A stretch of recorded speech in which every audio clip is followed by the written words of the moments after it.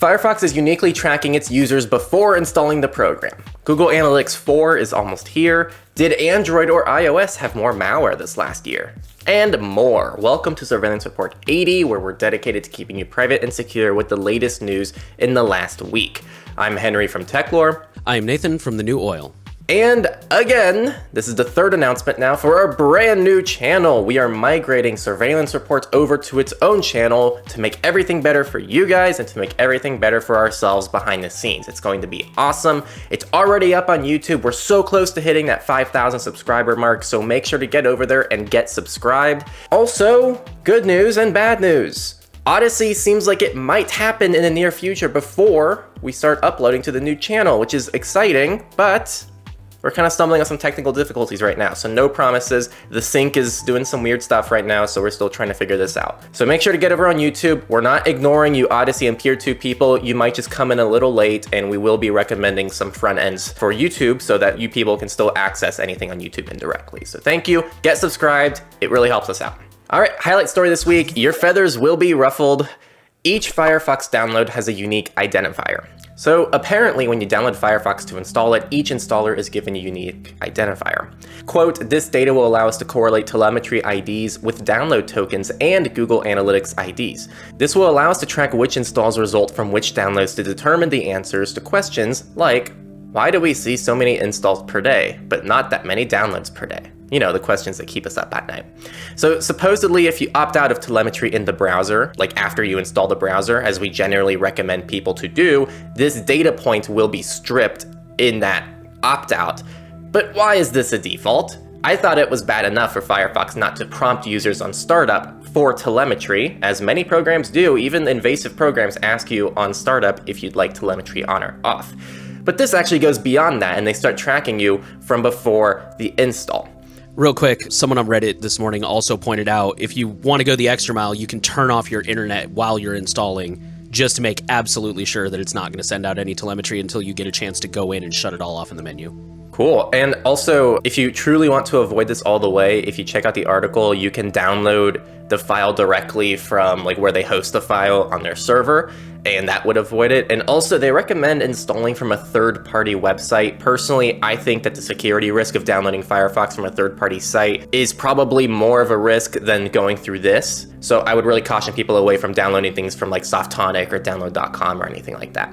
A few more takeaways on my end, and then I'll let Nathan go ahead and share his takeaways. First, open source, as we now see, and always continue to see, is not always more private and secure. This has been going on for ages, and no one picked up on it until now. So generally speaking, it is more private and secure, but it does not guarantee privacy and security, and this is a perfect example of that. Second, if Firefox, supposedly a privacy-respecting and open source project, does things like this, which for the record, I don't think are inherently bad, but the lack of transparency behind it is what I'm most upset about. You can almost count on many other programs doing the same thing as well, and this isn't something we commonly talk about or have ever really heard about. I've personally never heard of a unique identifier being attached to a download, and like the download being, I guess it makes sense, but it's just not something that ever clicked. So those are my two takeaways. I don't really have a lot of takeaways. Maybe this is splitting hairs. I feel like I don't share that other programs might be doing this too. I mean, they might be, but if those other programs are based around surveillance capitalism anyways, I don't see any reason they would need to, since they're already recording all your user data anyways. At least that's my 2 cents, but I'm actually kind of opposite of you. You're like, you know, this isn't inherently bad, it's the lack of transparency. I actually disagree. Like, this is kind of where I read it, and I'm like, all right, this might be the thing that actually makes me stop using Firefox finally. After all the crap they've done, this might be the straw that breaks the camel's back. I don't really have a whole lot of takeaways. I thought it was kind of scummy. Like, it's bad enough when you collect aggregated analytics, in my opinion, which I see the value of, but at the same time, it's like you're a privacy company, they're defaulted on, that's not really great, but to me, this is just like one step too far. Again, this comes back to personal preference, and I think you're totally valid. Everyone has like different breaking points when the services they love keep doing crappy things. For many people, they stopped using Firefox a long time ago. Yeah, from like smaller mistakes from like 2017. I know there's gonna be people in the comments that are like, this is where you draw the line. I picture Firefox as like a train, and they had too many people on the train, and they just keep kicking people off because they don't want people on the train anymore as the train's moving. And so they finally just kicked Nathan off the train. Quite possibly, yes. I don't know. At the same time, though, I don't want to go to Brave just because I don't want to support the, like, Chromium monopoly. I don't know. Maybe I'll do LibreWolf. I don't know what I'll do. All right, we're going to migrate over to the data breaches. The first article, a data breach at U.S. Heart Disease Treatment Center impacts 287,000 individuals. So the South Denver Cardiology Associates were the people who were affected, and this took place between January 2nd and January 5th, 2022. I'm surprised we're hearing about it, honestly, this soon. This includes patient names, date of birth, social security numbers, and/or driver's license numbers, patient account numbers, health insurance information, and clinical information like physician name, date, types of service, and diagnosis. So again, not good, especially in the health sector. People seem to only care about privacy in the health world for whatever reason, so even you people who don't care about privacy probably will care about this one. Our next data breach comes from the prison services in England and Wales, who recorded more than 2,000 data breaches over 12 months. This is kind of more of a study than an actual data breach, but this report was made public as part of a lawsuit. There was an employee who was suing the Ministry of Justice, claiming that the Ministry of Justice failed to properly support them after their personal data was exposed. So I guess not alerting them, not offering credit monitoring, things like that. I'm guessing they didn't really go into detail in the article. But what they did go into detail was the repeated times that the Ministry of Justice has had their data exposed. You should really read the article because it's pretty impressive. The documents basically paint this picture that the MOJ just doesn't care. This happens all the time. They're not really taking security seriously. They never really mitigate it. So first of all, that's really unfortunate, but also, like I've said before, you got to remember these companies don't value your data as closely as you do, which is why we are big fans of trying to give them as little data as possible. I mean, among other reasons, but this is definitely a reason. Up next, a UK ferry operator called Whitelink flags potential data breach after a highly sophisticated cyber attack. So they've been hit with a cyber attack that may have compromised personal data belonging to a small number of customers and staff. This occurred in February. The ICO and possible victims have been notified, and it affected the back-end IT systems, but not the ferry, booking, or website system. They have 3 routes running over 100 daily trips between Hampshire and the Isle of Wight, and they carry 4.6 million passengers annually. I don't want to comment too much further. I just think it's interesting how they say it's a highly sophisticated cyber attack that may have compromised data to a small number of customers and staff. I think they're really trying to downplay the severity of this. And our last data breach is going to come from Bridgestone Americas, who I believe only makes tires. They probably make other stuff. Everybody makes everything. They have confirmed a ransomware attack, and the ransomware group Lockbit has leaked the data. Bridgestone has tens of thousands of production units across the world and over 130,000 employees, both regular and contractor, as per the company's data at the end of 2020. Lockbit released a counter for when they were going to release the data. You know, this is common with ransomware companies. They'll say like, hey, pay up in the next 3 days or we're going to leak the data. Lockbit released that counter on March 11th. And of course, at the time, Bridgestone hadn't even acknowledged that there was a data leak. It's unclear at this time what the scope of the leak is, like what systems were affected, what data was stolen.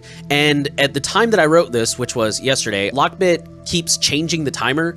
Like when this article was written, they had like 3 hours left, but then I saw another article that was 2 days later that said they had like 2 days. And so I'm not really sure when this data will be published or if it will be published or exactly what's going on there. But as always, if we hear anything, we will keep you guys updated. Just a quick note on that we should have mentioned at the top. We're recording this like a day early. So if this data is already public by the time this comes out, we're sorry.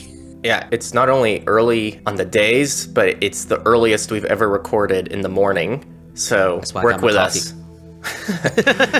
With that, we will move into the companies section. And we're going to start off by talking about Google, specifically Google Analytics 4. The headline of the blog says, "Prepare for the future with Google Analytics 4. I'm going to go ahead and quote the article here, and then I'll kind of sum it up. Universal Analytics, which was the previous version of Google Analytics, was built for a generation of online measurement that was anchored in desktop web, independent sessions, and more easily observable data from cookies. The measurement methodology is quickly becoming obsolete. Meanwhile, Google Analytics 4 operates across platforms, does not rely exclusively on cookies, and uses event-based data models to deliver user-centric measurement. Importantly, Google Analytics 4 will no longer store IP addresses. These solutions and controls are especially necessary in today's internal data privacy landscape, where users are increasingly expecting more privacy protections and control over their data. In other words, we're not allowed to take IP addresses in the EU anymore. Basically, that's what it is. This is kind of something we've all known, especially if you're like really privacy minded and you've kind of had your ear to the ground for a while. They're basically saying cookies are going the way of the dinosaur. We're really focusing on being able to cross-track people, especially on mobile, because everybody's on mobile these days. And again, they're no longer storing IP addresses. I'm certainly not going to say don't use a VPN because I strongly believe in a VPN, but I do think this points out that, as we've said in the past, VPNs alone are not enough. IP address is not the only way that people track you anymore. Cookies are not the only way that people track you anymore. We really have to start thinking about fingerprinting and JavaScript and stuff like that. And then our next story is also Google related. It says Google could ask for your license or passport on YouTube and Google Play in Australia. So this is an age verification measure for those who are trying to access quote unquote mature content. This is basically in response to the recently, I believe it was recently passed, the Online Safety Act in Australia. They have already implemented similar steps in the EU under the Audiovisual Media Services Directive. So for those of you in the EU who have written us before and said, hey, I had to submit an ID to watch your video, this is why. So to quote the article a little bit, it says, if our systems are unable to establish that a viewer is above the age of 18, we will request that they provide a valid ID or credit card to verify their age. So I guess I would be more worried if Google doesn't ask you for an ID, because that means they've already figured out you're over 18. They claim that the IDs will not be made public, they will be stored securely, and they will be deleted once the date of birth has been verified. They also went on to say that IDs can be used to, quote, improve their verification services for Google products and protect against fraud and abuse. So already we're seeing that creep where it's like, well, since we've got the IDs, let's go ahead and do this thing. The article then just kind of goes on to talk about Meta, because Meta is also kind of getting in on the whole age thing.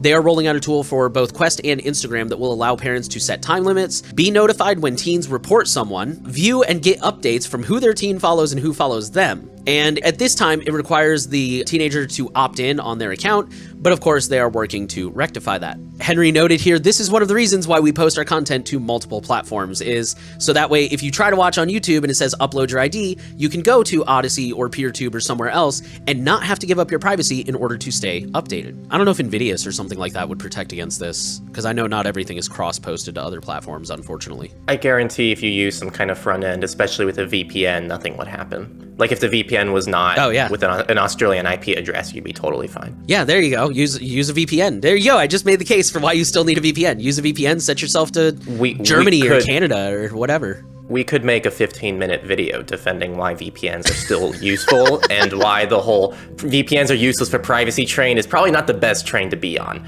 I think it's a good train to be like the anti-VPNs are good for everything train, but that's about it. All right, up next, on the topic of Facebook, they were fined almost $19 million over the string of 2018 breaches of EU's GDPR. And that's pretty much the title. They're being fined by the Irish Data Protection Commission, who, by the way, has been like very active the last few years. The Irish are not messing around with this stuff.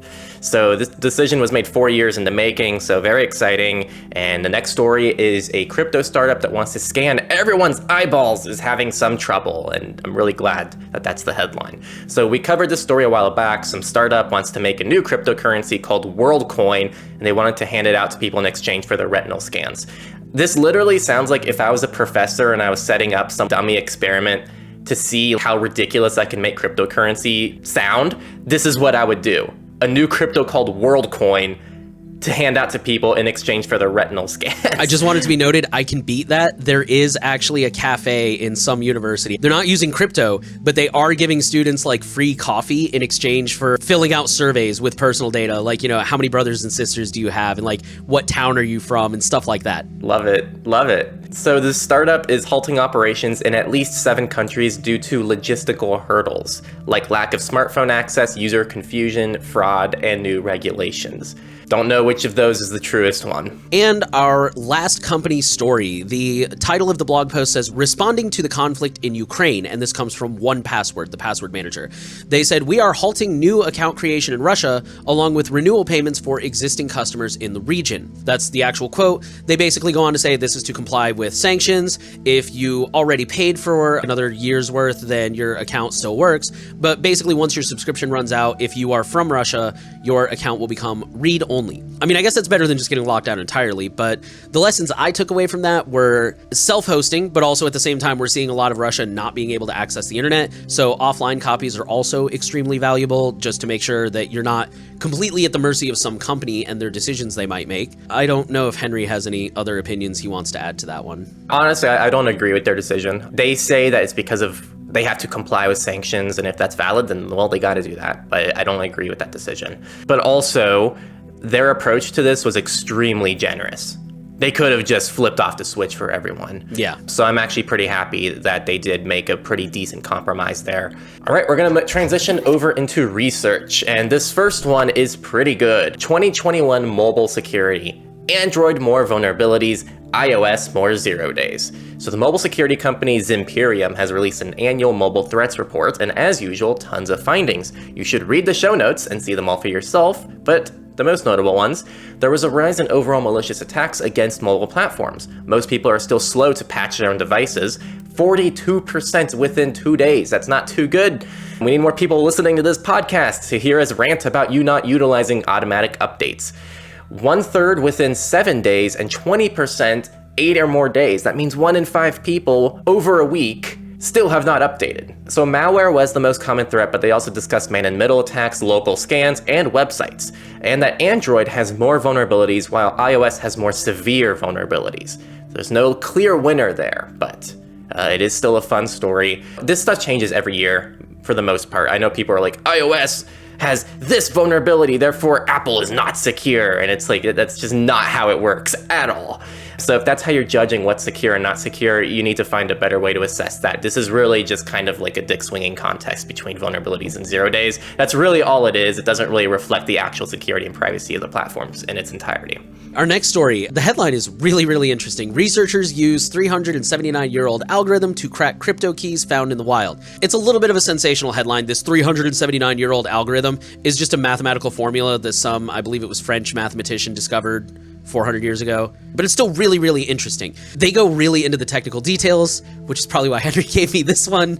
And as usual, I am not like a programmer, or I kid you not, I have screwed up 2 + 2 before. So a lot of this went over my head is what I'm trying to say. But the basic gist of the story is there was a company called Inside Secure. There was because they were acquired in 2019 by Rhombus. When they were Inside Secure, previously they used an insecure key generation algorithm that was very easy to crack. It did not generate keys with enough randomness that it was supposed to. Again, if you want to know more about this stuff, they go into incredible detail in the article. The lesson here that I took away from this is to remember that technology advances. They did admit that they know that they made insecure keys. I'm hoping that what that meant is we didn't realize it at the time, but now we are aware, and that's why we no longer do that. So it's important to stay updated with this stuff. You know, technology changes, and things that used to be secure may not be. Signal currently is, as far as we know, uncrackable. But that may not be the case next year, 5 years, 10 years. Things change. So it's really important to remember to stay updated, not just in the sense of patches and automatic updates,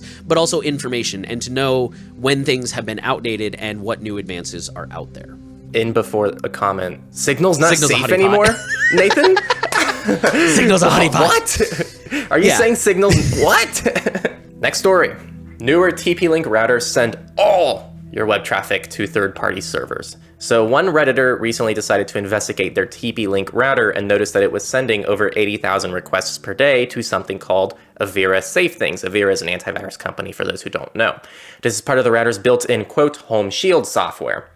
However, the Redditor had Home Shield disabled. The Redditor found a temporary fix by blocking the subdomain, and someone else shared a press release from TP-Link basically saying that the large volume of DNS requests is a bug that they're aware of and working to fix, but not why their requests get made anyways. I don't know, this exposes that a lot of the firmware on these routers, as well as just general IoT devices, kind of just do whatever the hell they want. Most people aren't checking domains on their local networks, they're not checking for these kinds of things. And I feel like TP-Link routers are like very common, and it took people forever to even find this thing out. So the lesson here, try to use open source things if you can, like DDWRT, OpenWRT, Tomato, etc., anything else that you can find to try to replace that, or at the very least, just do like a quick checkup on what your router is doing with the network analyzer, just if you're able to do that, to see if there's anything fishy going on. And also, like, if you can't do any of that, at the very least, do go in and disable just the superficial things inside of the settings, because generally speaking, those are effective. We're now going to move over into politics, and this is kind of a hot one. Ukraine has started using Clearview AI's facial recognition during war. Clearview AI, a company we very much dislike, and they just got some spotlight last week, has offered Ukraine free access to their services so that Ukraine officials can better vet people at checkpoints and identify casualties.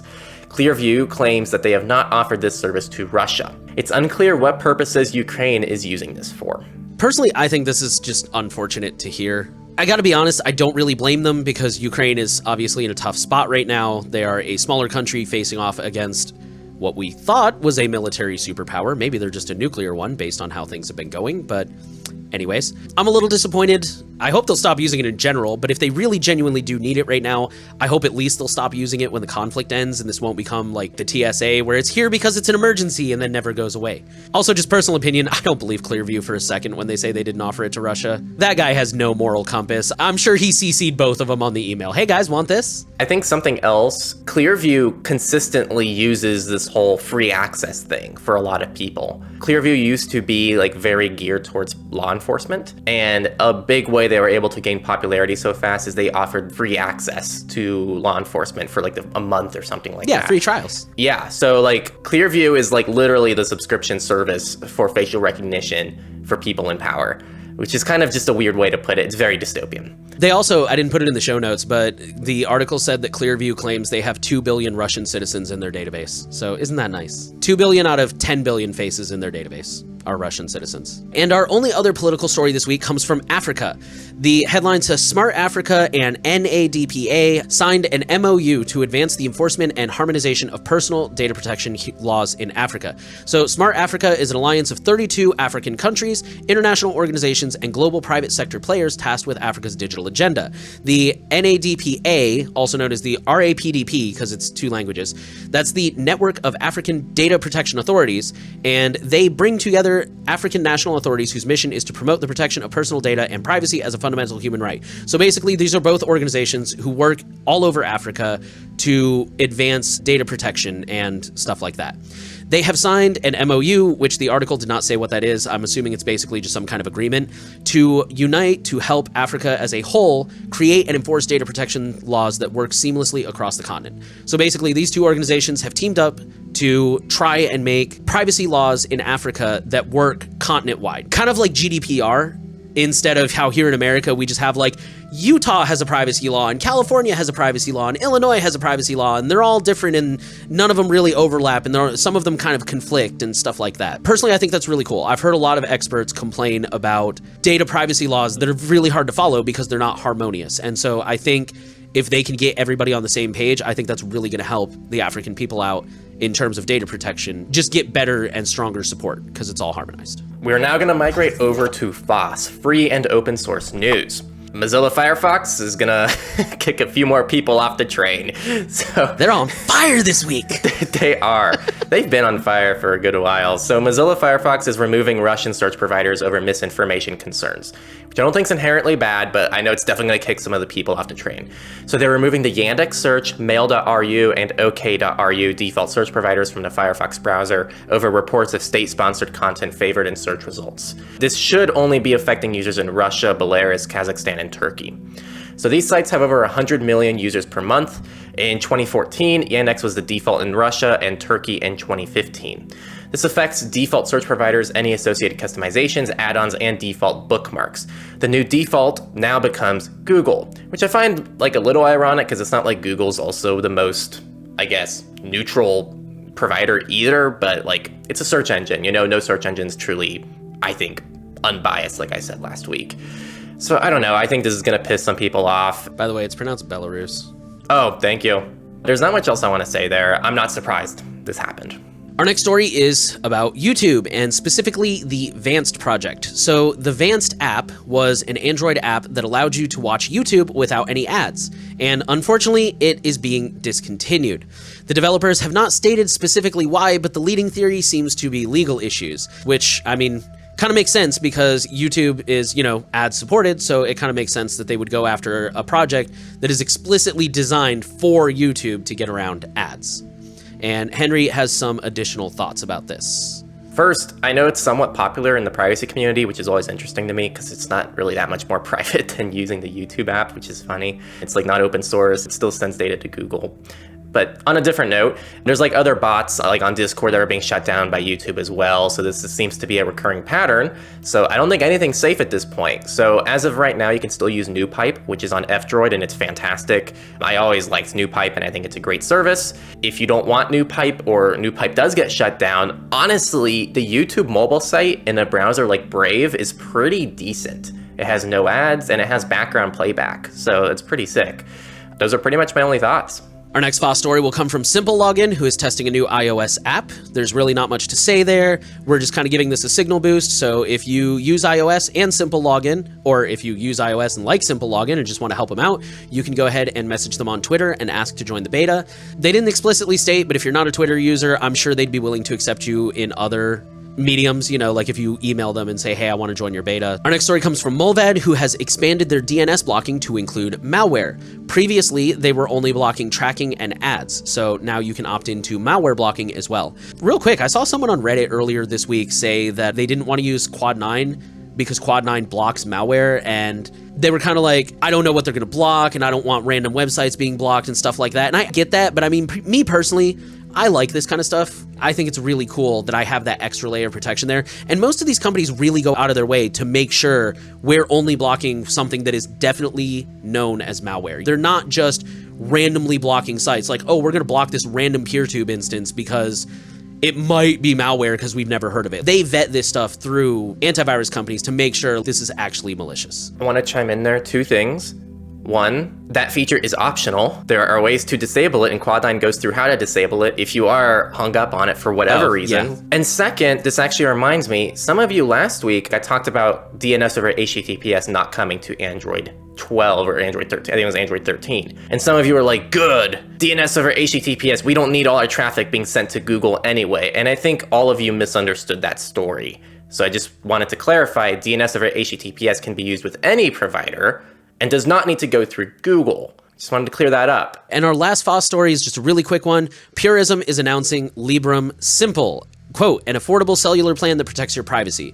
So in October of 2020, Librem announced they were coming out with AweSIM, which is basically a proxy cell phone service. You sign up for cell service through them, and they act as the proxy, kind of like Nijala is for domain names. It featured unlimited talk, text, and data for $99 a month, which is understandably a little bit high for a lot of people. So after people voicing their concerns, Purism has announced that they are coming out with a $39 a month plan called Simple, and that is unlimited talk and text, but only 1 gigabyte of monthly data.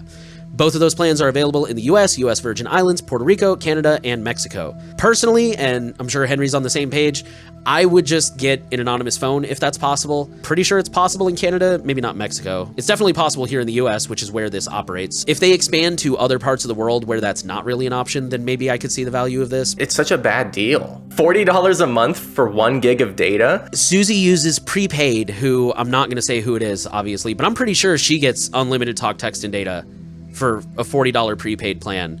Or maybe it's 2 gigs of data. Either way, it's more than she needs because she's on Wi-Fi 99% of the time. I like Mint Mobile. I can proudly say I use Mint Mobile, and Mint Mobile is, I think, $40 a month for unlimited data.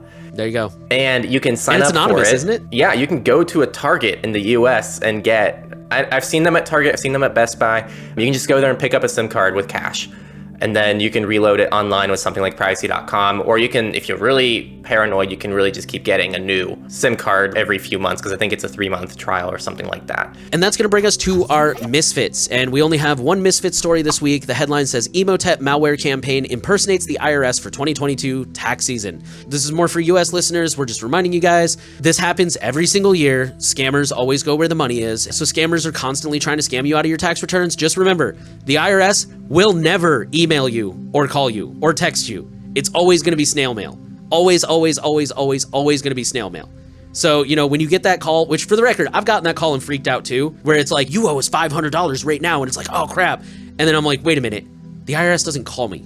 So just hang up on them. Just a reminder for you guys, scams are out there. Criminals will always go where the money is. The reason this is privacy and security related is a lot of this has to do with personal information. When your name is out there, your phone number is out there, they can scrape that up and know, all right, this person lives in the US, they're over 18, we're going to call them and say, you owe us $500 in taxes right now. Just be on your guard and keep an eye out for that stuff. I don't understand how people can say, I don't care about privacy, but they do care about being called by people who aren't actually the IRS, who are trying to get the personal information to do malicious things. There's just such a big disconnect for people who say they don't care about privacy. Dude, literally so much of what keeps you safe and keeps you having a normal, healthy life is because of privacy, because you don't have to think about it. I was gonna say, you know what's funny is I've gotten to the point where I start bragging about how easy privacy makes my life. Like every time one of my coworkers picks up the phone and they're like, hello? Click, and they're like, it was a robocall. I'm like, yeah, I don't get those. That must really suck, bro. I've totally shifted from I'm safe and I'm secure to my life is easy. I don't get scam calls. I don't get spam in my inbox. I agree with you though. The mental gymnastics those people make, because then when you bring that up, well, aren't you tired of robocalls? And they're like, oh, it's not that bad. Well, neither is just not putting in my real address next time I buy cat food. For the record, I think it's totally fine if someone at least acknowledges why privacy is important, and they're like, yeah, I think it's important, I like it, but I don't have time for it. I have a family. I get that, but that's not what a lot of people say. A lot of people are just like, oh, I can't deal with privacy, so it's dumb. So I think that's like maybe a coping mechanism for people to like justify why they can't treat it seriously. I don't know, maybe we're getting a little too much into this here. When I meet people who are like, oh, I wish I could play guitar, I'd be like, so do it. It's really easy. And especially back in college when I had like all the time in the world, people would be like, oh, I wish I could. I'd like, do it, man. It's really easy. And they're like, I don't know where I'd learn. I'm like, I'll come teach you. I got time. I'll give you lessons. And they're like, I'd need a guitar. I'm like, you can buy a used guitar on Craigslist for $50, dude. Like, I would keep badgering them until finally they're just like, I don't want to make time for it. And it's like, that's fair. Don't sit here and make excuses. Just be honest with yourself, man. I don't care enough to make time for it. I do think that's a lot of the people who say they don't care about privacy. If you were actually to talk to them in person and like really get their thoughts, I don't think they'd leave that conversation truly thinking privacy wasn't important, because they'd probably realize so much of their day-to-day life actually depends on privacy and the control of what they get to share with the world. And I think it really just comes down to they have to tell themselves that it's not relevant in order to justify why they can't put time and energy into it. Not to make this too long, but on Opt Out Podcast, I think it was the most recent episode with Nextcloud, he said something that really resonated with me. He talked about how we put forward different faces. You know, like when you meet someone for the first time, the way that you act in an interview and the information you want that person to have is completely different than the way you act on a first date and the information you want that person to have. All of that is privacy. It's the control of information and who has that information and who's allowed to know what. And I don't know, That one really hit me. I'm like, oh, that's good. I got to remember that one. That's great. I love that. And again, it comes back to what we say, which is privacy isn't about secrecy. It's not about absolute privacy, because people online are like, it's 2022, get over it. Privacy doesn't exist. It does exist. The cool thing about privacy is it means different things to different people. Like the whole point of privacy is the ability to give you the control of what you want to share. For someone, you can still use Facebook and live by your own privacy standards and be what you consider to be private. For another person, that is just not privacy for them. So the cool thing is it's all individual. And that's why we say, get the away from anyone who's telling you what privacy is for you. Okay? That means anyone who tells you what privacy should mean for you, because that's not what it's about. It's a spectrum. That's how I've always looked at it. And after all of that, that was our news for this report. So Firefox is uniquely tracking its users. Google Analytics 4 is almost here. Android or iOS, oh, it was kind of a mixed bag on who had more malware the last year. And there was a lot more news. Make sure to stay subscribed, because we will probably have updates to some of these stories in the coming future. Promo spot. Again, if you liked this podcast, it will no longer be uploaded to this channel in just a couple weeks. Starting in April, we will be uploading to a brand new YouTube channel. Go subscribe right now, because the more people we get over there, the less of a hit we're gonna take. We already are taking a hit because we're probably not gonna get the same kind of viewer count on the new channel right out the gate. So make sure to get subscribed, help us out. We wanna keep this content coming for you. So seriously, go get subscribed. And again, Odyssey hopefully will be coming soon. We wanna thank you for listening to the surveillance report. We're happy to know you're trying to stay safe out there. And the final thing we wanna ask everyone to do is to share the podcast around and make sure you subscribe to the new channel or on an RSS feed if you're just on the audio only podcast. Also, feel free to give us a rating if you're on an audio platform that allows that. Just keep that in mind. Like, you have the direct ability to help us take privacy and security to the people around you and anyone else in the world, because those ratings can sometimes impact things on these different platforms. So thanks again for listening, and we will see you next week for SR81.